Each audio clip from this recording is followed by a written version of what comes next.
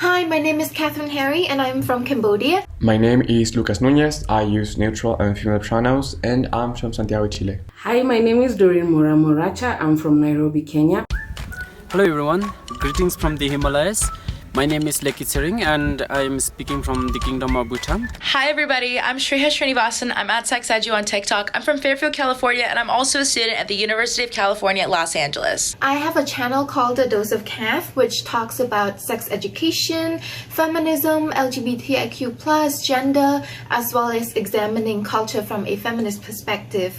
The problems that I am trying to address with my channel is talking about the lack of access to comprehensive and accurate sexuality and sexual reproductive health information. So I'm trying to bridge that gap, as well as talking and introducing feminism into the country, addressing all the barriers and the gender inequality. I would say my digital innovation is using social media to create a discourse on topics that otherwise wouldn't have been talked about, such as sexual reproductive health. Some of my key achievements and results is that within the 4 years of having A Dose of Cath on channel, I have amassed over 600,000 followers on Facebook, and in 2018 I was selected as one of Forbes 30 Under 30 Asia, as well as being shortlisted as Women of the Future in 2019. The key to my success is basically utilizing social media as a tool, because in Cambodia many young people are on social media, so creating topics that are new, that are fresh, and talking to them in a relatable way, talking to them as peers, discussing topics that they wouldn't have otherwise talked about or wouldn't have known who to talk to. That, I would say, is the key to my success. At SEVI, our goal is to communicate from the perspective of young people living with HIV and to address our community as closely and collectively as possible. We offer a view that doesn't always fit in institutional and official campaigns, so that there is a greater representation of people living with HIV in social media, as well as fostering the existence of a visual community that helps itself. Our main contribution in this sense is the use of memes, bright colors, and the protagonism of people living with HIV. Our organization's achievements are both the reach and the number of likes of our content and the degree of identification that people feel with our content.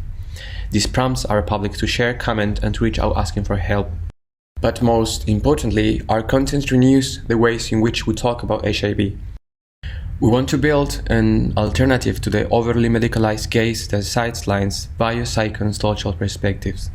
I am trying to address the issue of HIV and AIDS stigma. The name of my digital innovation is I Am a Beautiful Story, which aims at normalizing the HIV and AIDS conversation by using lived experiences. And in this case, I use my own lived experience. Some of the achievements that I have gotten are last year, I was awarded the International Stigma Warrior Award at the International Stigma Conference. And this year, I was also awarded the Advocacy Award on Adolescence and Young People. And I also get to interact with young people, help them live this journey of living with HIV, and even those ones who are affected. One of the things that have been key to my success is consistency and also humanizing the HIV virus, which means that I always put my face out there to give the H in HIV the human meaning. Thank you. YPR Asia Pacific, since its inception, we have been focusing on youth issues revolving around sexual reproductive health right, and we have also ventured into addressing mental health.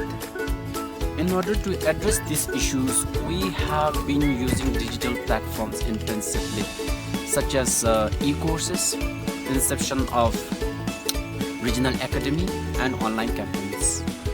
So with the use of these technologies, we could reach out to so many young people across the region as well as globally, and we would like to thank all our volunteers and members for contributing to this success. Thank you very much.